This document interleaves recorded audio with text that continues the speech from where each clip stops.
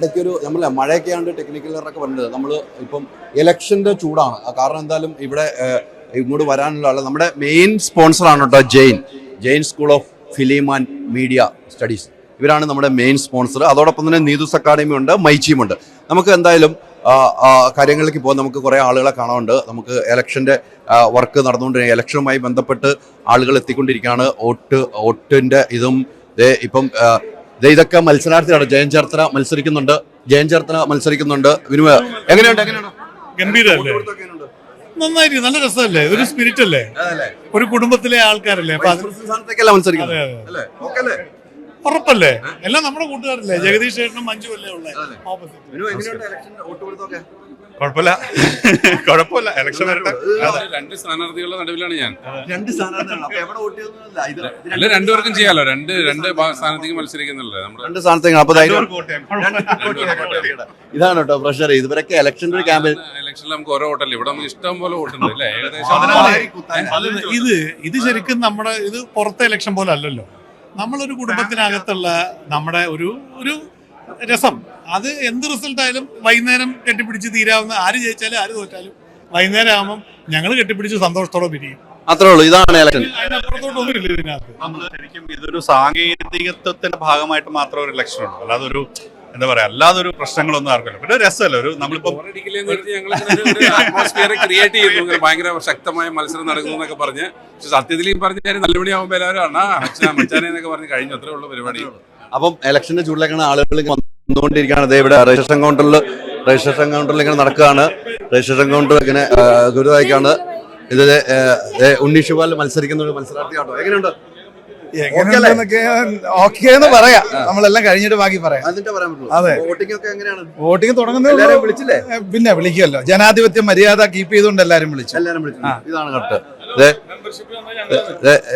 Tini vote പിടിക്കണം. Membership തന്ന ഞങ്ങളാണ്, അതുകൊണ്ട് ഞങ്ങൾക്ക് വോട്ട് ചെയ്യണമെന്നാണ് ടിനി പറയുന്നത്. മനസ്സിലല്ലേ? മെമ്പർഷിപ്പ് തന്നത് ടിനിയാണ്, അതുകൊണ്ട് വോട്ട് ചെയ്യണമെന്ന് പറഞ്ഞിട്ടില്ല.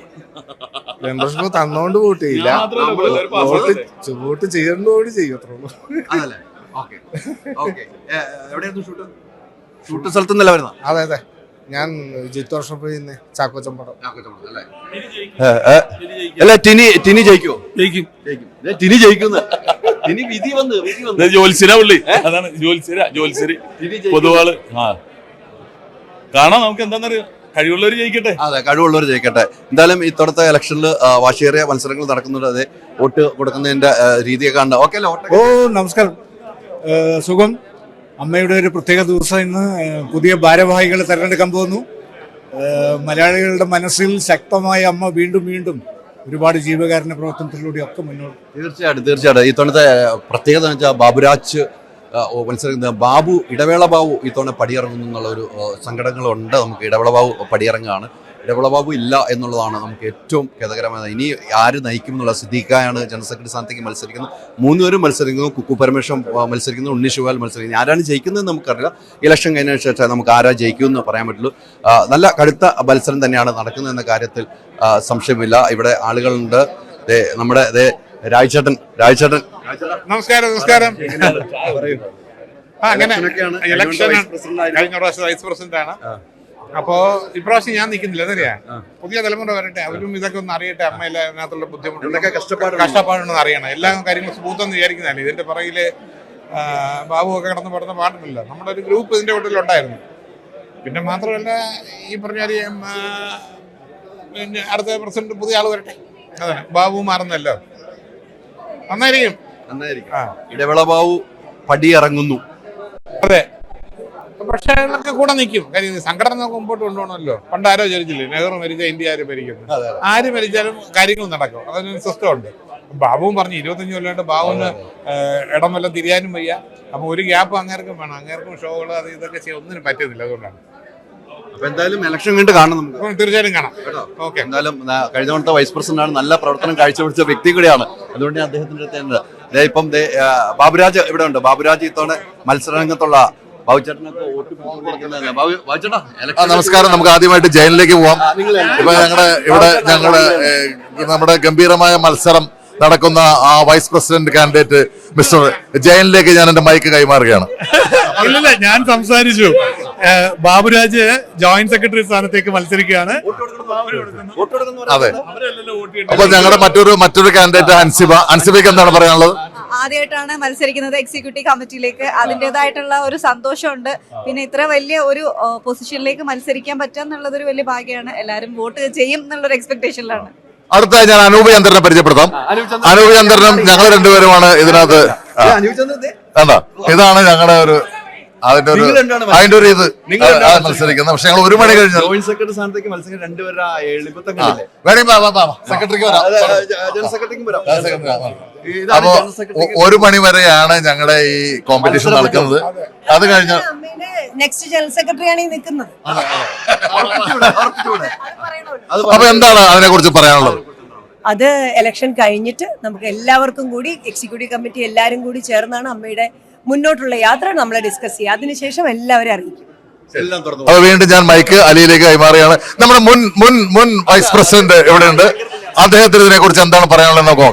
ഇതിനെ കുറിച്ച് പറയാം. ഇതൊരു മൈക്കാണ്, ഇങ്ങോട്ട് ഇങ്ങനെ കൊണ്ട് തന്നതല്ലേ.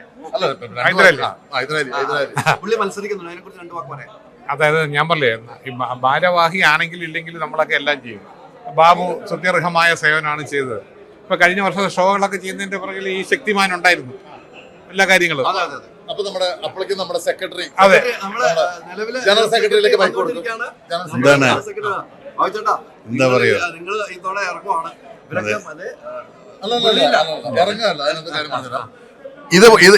ഇതൊരു ചരിത്ര സത്യമാകാൻ പോവുകയാണ്. അതായത് ജനറൽ സെക്രട്ടറി മാറിയതിനു ശേഷം വീണ്ടും ജനറൽ സെക്രട്ടറി ആയിട്ട് തുടരാൻ പോകുന്ന ആളാണ് ഇതാ ഞങ്ങളുടെ ജനറൽ സെക്രട്ടറി, ആജീവാനന്ദ ജനറൽ സെക്രട്ടറി. അല്ല ഏതായാലും ഈ അമ്മയുടെ ഓഫീസ് ഇത്ര അടുത്തെടുത്ത് കൊടുത്തെന്തിനാ? ഫ്ലാറ്റിന്റെ അടുത്തെടുത്ത് കൊടുത്തിരിക്കുക.